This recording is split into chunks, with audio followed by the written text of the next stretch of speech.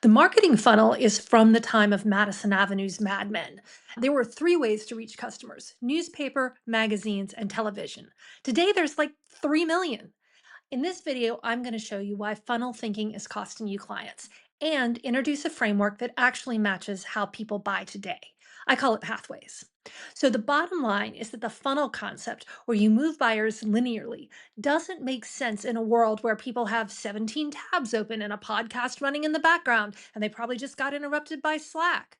So, once you understand how to shift your thinking around this, your content is going to stop generating sort of empty engagement and start generating actual inquiries. I'm Laura Zovelson, and this is the Gen Expert Show. I've spent the last 25 years building venture backed companies and award winning brands. I've taught and tested everything I say here in the university classroom and in accelerators. My goal is to help you fill your pipeline by becoming the go to in your niche without having to spend nights and weekends on your laptop making it happen. So let's get into why the funnel is the old way of thinking about the customer journey and why we need to replace it with pathway thinking. So, back in the Mad Men days, content was ads, period. So, the funnel made sense, right? Depending on where you put your ad, you could reach your customer and be reasonably sure you were being seen. Clearly, times have changed. And buyers have changed too. So, the content that's being created to move people through the funnel is discounting six proven realities of how people buy B2B services today. And once you understand these, you'll be able to refocus your content so it works the way businesses work in this century, not the 1960s. Number one, device churn. So, funnel content ignores our multi device, multi session reality. According to Google, the average B2B buyer uses six different sources, 3 to 5 devices, and dozens of sessions before making a purchase decision.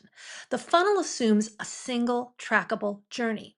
The reality of it is that our attention is fragmented across the devices and platforms and also time. Reality number two is content proliferation.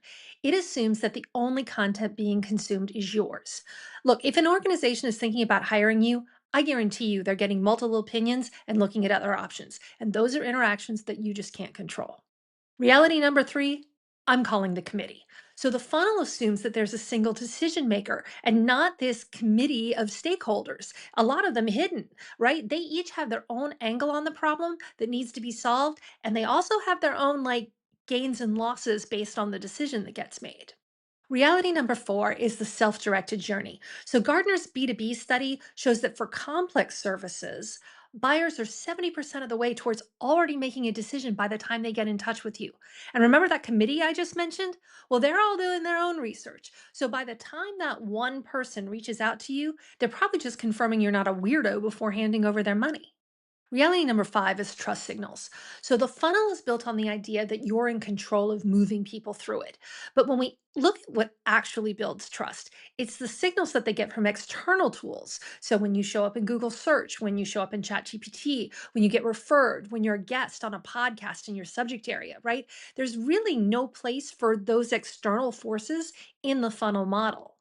The last reality, number six, is that messy algorithm. So the funnel was created way, way before algorithms. So we know that your posts only get shown to what, 5 to 10% of your followers, and their feeds are not chronological. Is anyone else just sick of seeing LinkedIn posts from 3 weeks ago?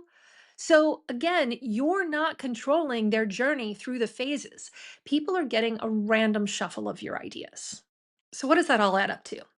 It means that if people are no longer moving linearly down a funnel, we shouldn't be creating stage gate content that mirrors that kind of a journey. Because what's happening in reality is that they are choosing their own path from start to finish. I think that instead we need to think about it like E.T. Remember in the movie when he puts down the Reese's Pieces so he can find his way through the forest? The bottom line is we can't reliably predict how people discover us and what content they consume when. So we need to create multiple pathways, multiple trails where we lay down our Reese's Pieces of content. And then we need to make sure that all of those Reese's Pieces paths lead back to us. And that's what I mean by pathways. Basically, we are acknowledging that the customer journey is messy, it's erratic, and it's unpredictable.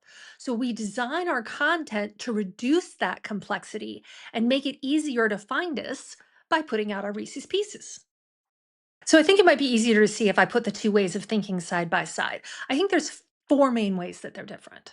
So in funnel thinking, we're organizing our content buckets by consumer stage, right? Top of funnel, middle of the funnel, bottom of the funnel.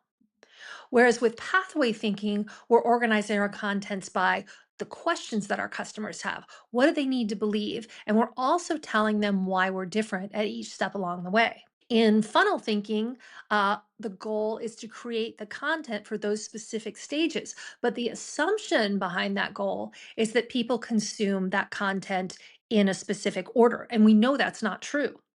Whereas in pathway thinking, the goal is to really be the go to resource whenever they're facing uncertainty. Funnel thinking, what we're going to measure is the conversion rates at each stage. The thing that this doesn't take into account is that multi platform, multi device, multi session thing that we were talking about. How often do you use your business computer for work stuff and your work computer for business stuff? Okay. So the conversion rates that people think that they're getting from their analytics are probably not accurate. In pathway thinking, we're going to measure something that's a lot more tangible and easier to count, and that's inbound inquiries. Finally, in funnel thinking, the whole mindset is that you're creating content that's going to activate people to get to the next logical step on the journey. With pathway thinking, our mindset is just to be a consistent source of information wherever they land. So the next question is, how do we create these Reese's Pieces content paths that all lead back to you? Well, what you want to do is focus on being the go to whenever they have questions. So, you want to focus on insights, showing solutions, and having opinions that make you interesting and memorable, right? And then you put it out there where they can easily access it and share it. I don't recommend hiding all of your stuff behind your email newsletter, unless that's how you make money, like a paid Substack or something. I think you need to put some of your best stuff out there in public where people can find it and share it. And then I think you need to get yourself on a discovery platform like LinkedIn, where you use your post to drive traffic back to that deep, belief shifting, memorable content. So, as you're planning to make this shift from funnel thinking to pathway thinking, there's a few important things to remember. First, make sure your platform content is cohesive. Like this is your long form content. Make sure it's tightly associated with the key questions and the issues in your niche, and that your point of view is consistent.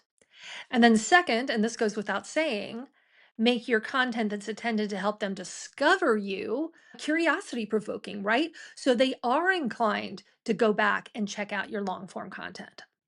Then you do need to put stuff out there consistently. Marketing is not like a water faucet you turn on and off, okay? It needs to be on all the time. And then, last thing, make sure that you regularly include that call to action. Basically, remind people consistently how they can work with you. And so, to stay with that line of thinking, if you're interested in working with me to become the go to in your niche and designing your own map where all the pathways point to you, hop on my priority list for the Expert Engine. I'm going to start working with a small cohort in January, and I'm looking for people who can help me create some standout case studies with their results. That's going to do it for me today. A big thank you to the subscribers. You are the reason I keep going. And to my new friends, I hope you'll join us. New episodes every Thursday. See you next time.